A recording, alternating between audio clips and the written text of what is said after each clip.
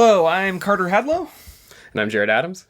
And we are doing our first official episode of Kaiju Talk, where we basically talk about things all film, or TV, or books, movies. Or music. whatever. I already said movies, music, whatever. Basically. And we plan on doing numerous episodes, basically different topics, in regards to really anything, I guess, pop culture related. I guess that makes sense. Yeah.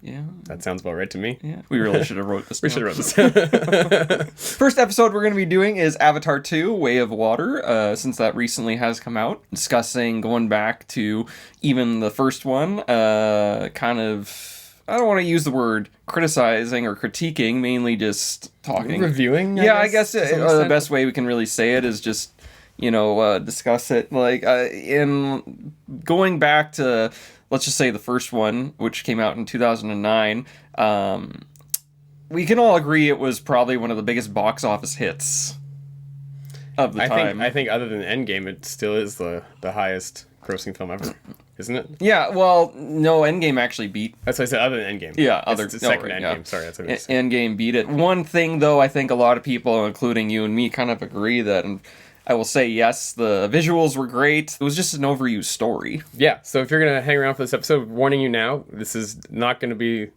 spoiler-free. There will be spoilers. There will be spoilers. So if you don't want spoilers for Avatar 2, hit subscribe and then leave. Got it?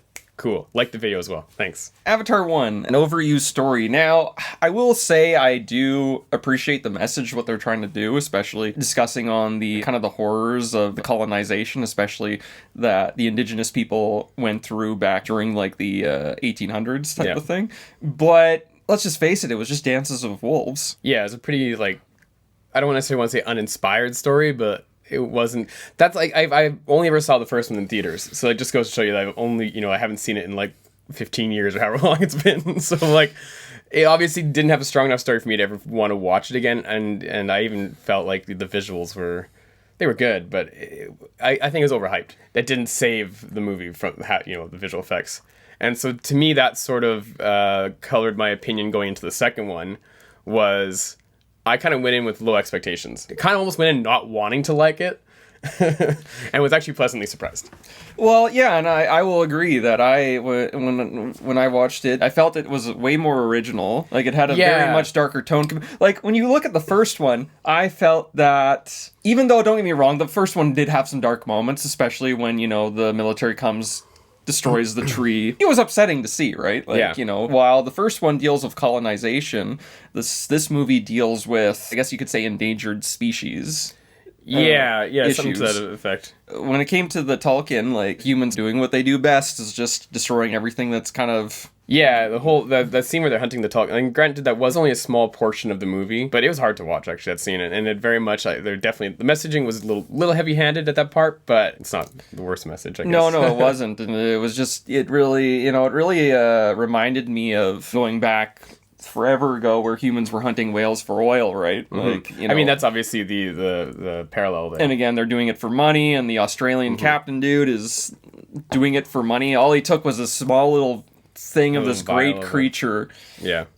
And just saying, I'm going to be getting... How much money he was saying? I think it's like 80 million or whatever. 80 million, and I was just like... And another issue, too, it's just kind of like... The way the first one ended, I will say... I would have thought that humans would have realized, okay, this planet's a little too hardcore for us. We should try going somewhere else. But no, they had to come back. And I guess a little slight plot hole. James Cameron needed more money. Like, I guess. But the fact that they decided to come back was, I thought a little, I don't know, I felt maybe a little far-fetched in a way. However, the one thing I will say that I did not like about the film was how they brought back the villain from the first movie. They took the Colonel's memories before he died and put him into an avatar. So he's basically a resurrected Colonel, but not actually him at the same time. And I was just like, okay, there's this whole planet with all these other dangers on it. Could we not have just brought a villain from like... the other side of the planet type of thing? Or did we have to use humans again? Like, I get it, humans can be great villains.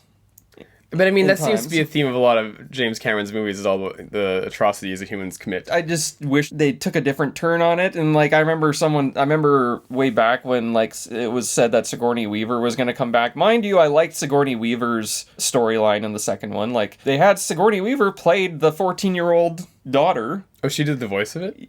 Yeah. Oh, I didn't know. Yeah, she did the voice. I didn't know that, what's her name was in Or it. she actually played it. She actually... Well, yeah, I know they did a lot of performance capture. I didn't realize that, what's her name from Titanic was in it.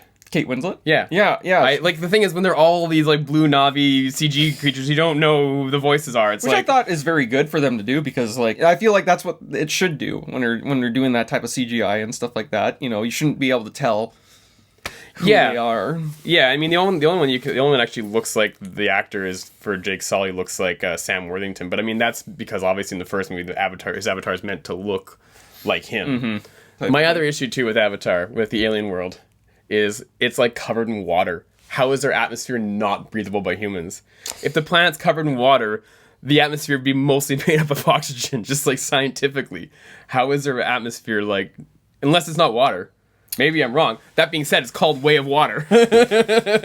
I'm only bringing this up because the movie, like I said before, it's like it tries so hard to be scientifically driven. Or not like scientifically driven, but you know, they're trying to establish a sort of like reality within the universe of Avatar. And it just, like, that, it sort of breaks that reality. If you look at, like, again, going back to, let's just say, Star Wars, Star Trek, whatever, every time, like, these characters are going on different planets type of thing, they don't need the... No, don't get me wrong. I like the concept of the fact that, like, the humans have to wear masks. Like, I think that's a cool concept.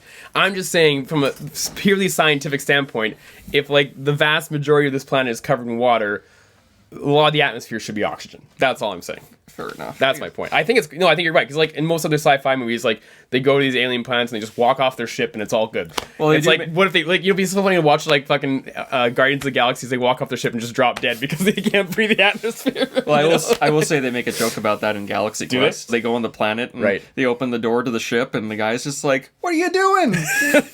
We don't know if there's any oxygen on this planet. Is there air?" And then the guy's just breathing. It seems okay. The CG in the movie was freaking amazing. It was. It was. I was blown away. Like, there's so many times, like, and maybe it's just because, like, I feel like watching it in 3D, you sort of lose a bit of the ability to judge the visual effects just because the 3D sort of impairs your vision of it.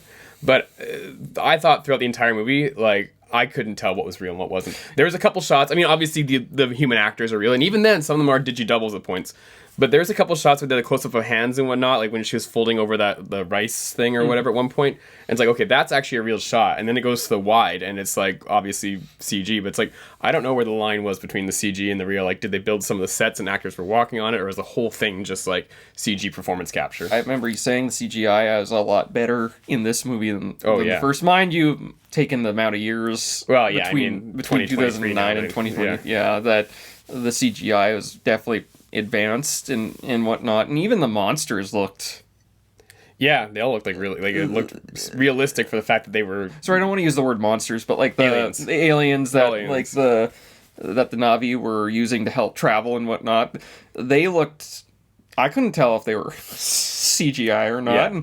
And honestly, it's like... And mind you, I understand they have the budget. James Cameron has the budget because, let's just face it, the man has the money. But you look at that and you look at the movies like lately in the MCU, how the CGI has been like, why can't they do that? Well, and I think the difference is with Avatar, James Cameron had Weta, which is like the best CG visual effects studio in the world. And the entire movie was just them showing off, like, hey, look at these amazing water simulations we can do. Like, when they're out in the ocean and it's raining, and it's like, oh my god, this looks ridiculously good.